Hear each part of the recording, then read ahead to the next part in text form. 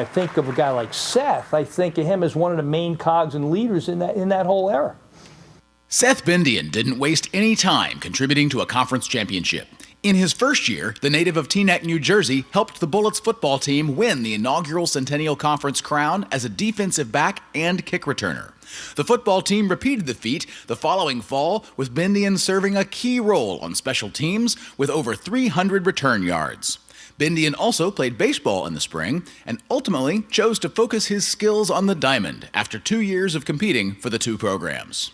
It was apparent to me right away that Seth was he was a good, strong leader on our team. He was obviously an excellent player, okay, but his character, his work ethic, his passion, and his intensity level really set the bar for a lot of the other players, and I think that was a major factor in our success during that time. Bendian made an immediate impact for the baseball team, leading the Middle Atlantic Conference in batting average as a freshman, and then garnering his first all-conference honor as a sophomore in 1985. That season, Bendian set a school record for runs scored and swiped 21 bases. Batting at the top of the order and playing at second base, Bendian set the tone for the team's continued success on the field. You know, he was one of those do-it-all kind of guys. I mean, he could drive the ball. He could hit for average. He had a short, compact swing, and he was an excellent guy to have right at the top of the lineup. Seth was one of those guys always getting on base and creating things and allowing things to happen. You know, he was great in that leadoff spot. With Bendian leading the way, Gettysburg captured the MAC title in 1986, marking its first conference title in over 2 decades. With the majority of its lineup returning, including Hall of Honor inductees Tony Wechter and Chip Rossi, Gettysburg was positioned to make a run at another championship in 1987.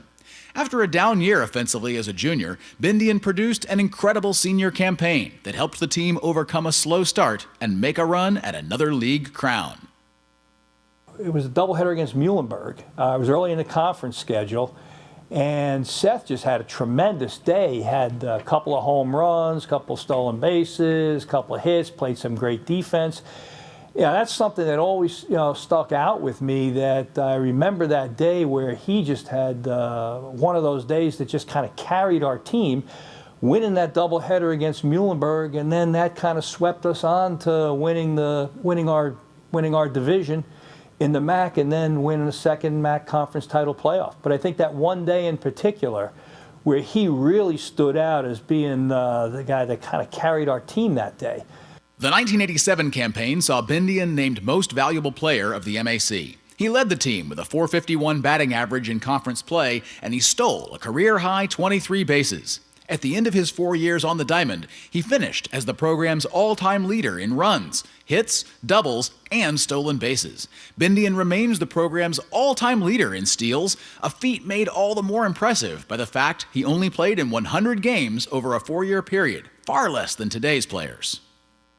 The thing about Seth that makes those records even more impressive is that back then, I think, our baseball program averaged about 25 games a year. Right now, we're averaging, if you include regular season and playoffs, we're averaging about 40 games a year. So if you took onto Seth's career, you added another 50, 60 games, onto his career. Who knows what those totals would have been? He would have had that many more opportunities. So I think that's what makes that stolen base and those runs scored records that impressive. Bendian's time with the Gettysburg football and baseball programs led him to become a coach himself. For more than 2 decades, he has instructed aspiring baseball players on the tools needed to play the game while having fun in a unique sandlot atmosphere. Bendian resides in New York City with his fiancée, Michelle. Seth Bendian deserves to be in the Hall of Athletic Honor because he was a great player and a great leader on 2 championship teams.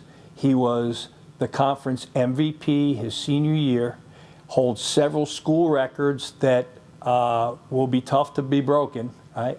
And for those reasons, I think that Seth Bendian is very deserving of this honor. Ladies and gentlemen, I'd like to introduce Seth Bendian.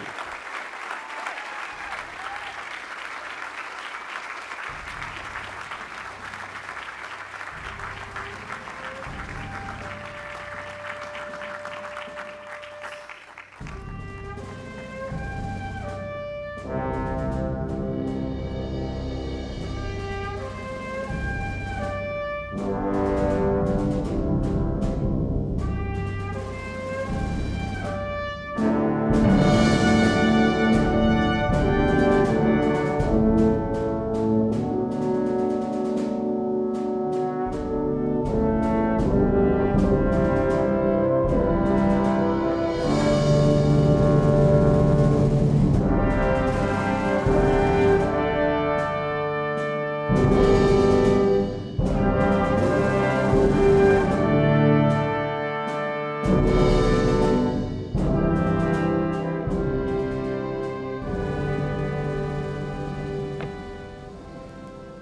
gotta lower it.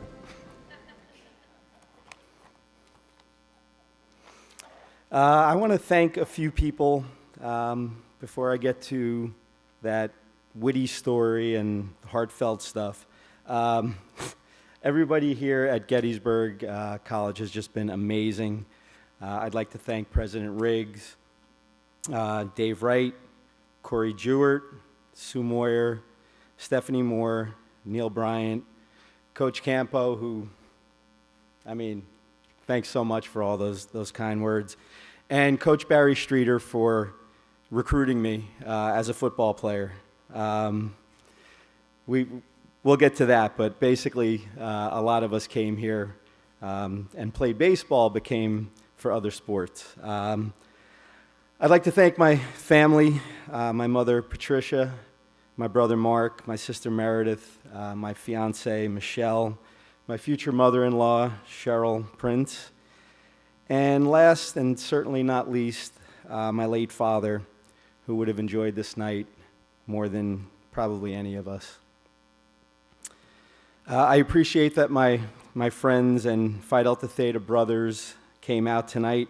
Chris Bibbett Hamilton, Brian Spaz Barr, who's also an inductee, Matt Skinny B. Rockstro as well, an inductee, and unfortunately Miguel the King Giannis had to cancel at the last minute.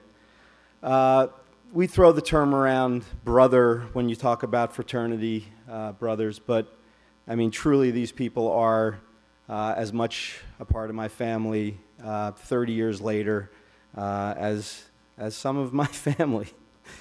And then I'd like to thank my teammates whose shoulders I stand on tonight, because I don't feel that I'd be up here had we not had a winning and subsequent championship team, which we kind of all built together.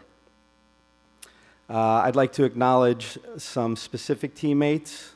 Jimmy Anderson, my 4-year teammate, an all-conference pitcher and a competitor who would take you, whether it was in a game of pool, horse, tic-tac-toe.